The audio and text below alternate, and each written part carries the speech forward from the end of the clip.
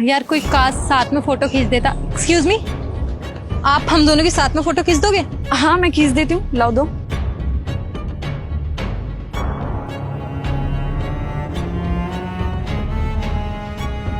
ये लो। Thank you.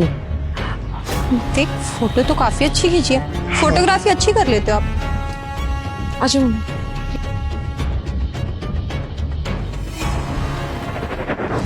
एक मिनट पकड़ियो।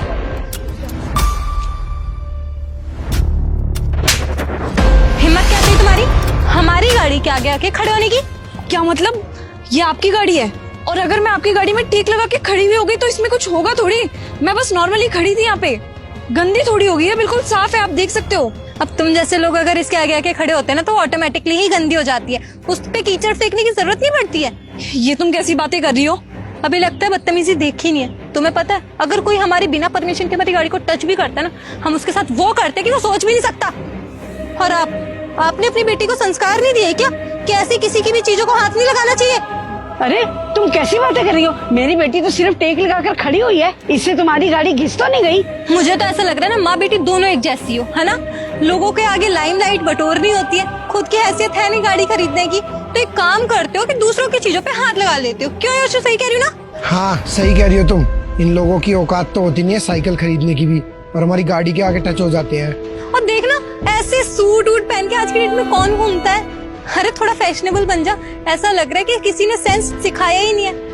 और मैं किससे सेंस की होप कर लूं? गांव में तो लोग ऐसी साड़ी सूट पता नहीं क्या क्या अनकंफर्टेबल चीजें पहन के घूमते रहते हैं। देखो बेटा, ये कोई मैनर्स नहीं है बात करने का। हमारी मर्जी, हम जैसे मर्जी कपड़े पहने। तुम कौन होती हो हमें बोलने वाली? देखो, तुमने मुझे थप्पड़ मारा, मैंने तुम्हें कुछ नहीं बोला। और मेरी मर्जी, मैं कुछ भी पहनूं, तुम कौन होती हो मेरे को बोलने वाली? किसी ने सूट पहना है तो वो गांव की गवार होगी। सबको ना अपनी मर्जी की ड्रेस पहनने की फ्रीडम है, समझ में आया तुम्हें? तुम बहुत ज्यादा बोल रही हो।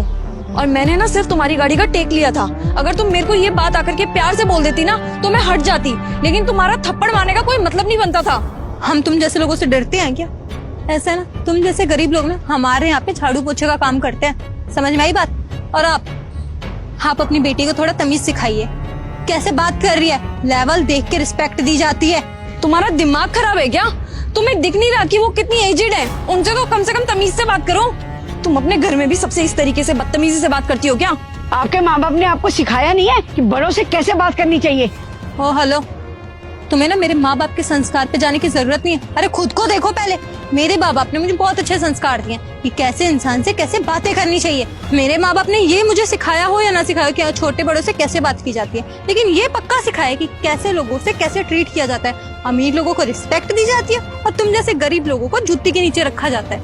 अरे क्या अमीरी और क्या गरीबी, ये सब तुम क्या बोल रहे हो? तुम्हें पता है, सेंस है तुम्हारे अंदर कुछ? ये मेरी बेटी भी खड़ी है, फालतू बोल रही है। इसे मैंने संस्कार दिए हैं और तुम, लगता है तुम्हारी माँ ने तुम्हें यही संस्कार दिए। जैसी तुम हो वैसी ही तुम्हारी माँ होगी। अरे ओ बुढ़िया, तुम्हारी ये हिम्मत! तुम तब से मेरे से बदतमीजी से बात कर रही थी, मैंने तुम्हें कुछ नहीं बोला, ठीक है? मैं तब से तुम्हारी बदतमीजियां सहन कर रही थी, इसका मतलब ये नहीं कि तुम मेरी मम्मी के साथ भी बदतमीजी करोगी। तुम्हें बोलने का सलीका ही नहीं है, किससे कैसे बात करनी चाहिए। मैं तुम्हारी बदतमीजियां सहन करती जा रही थी। तुम्हारी तो बदतमीजियों की कोई लिमिट ही नहीं है। तुम तो सारी हदें क्रॉस करती जा रही हो। तुमने मेरी मम्मी का हाथ कैसे पकड़ा? कभी ये बोल रही हो कि तुम्हारी गाड़ी में टेक लगने से डेंट आ जाएगा, स्क्रैच आ जाएगा, कभी मेरे कपड़ों में कमेंट कर रही हो, मुझे थप्पड़ तक मार दिया, और अब मेरी मम्मी का सीधा हाथ पकड़ लिया। मैंने सोचा तुम दोनों बच्चे हो, फोटो क्लिक कर रहे हो गाड़ी के आगे। मैंने सोचा तुम्हारी फोटो में कहीं मैं डिस्टर्बेंस क्रिएट ना कर दूं, तो इसलिए मैं चुपचाप आकर के यहाँ पे साइड में खड़ी हो गई। मेरी गलती क्या थी? तुम जो अपनी गाड़ी की मुझे दोस्त दिखा रही हो और तुम जो मेरी गाड़ी के आगे फोटो क्लिक कर रही हो, मैं भी तुम्हें वहाँ पे हटा सकती थी, थप्पड़ मार सकती थी, लेकिन मैंने तुम्हें कुछ नहीं बोला। देख रही हो अंकिता, मतलब रोड पे अगर कोई भी गाड़ी खड़ी होगी तो तुम उसे अपनी बना लोगे? अच्छा, तो तुम दोनों को लग रहा है ये मेरी गाड़ी नहीं है।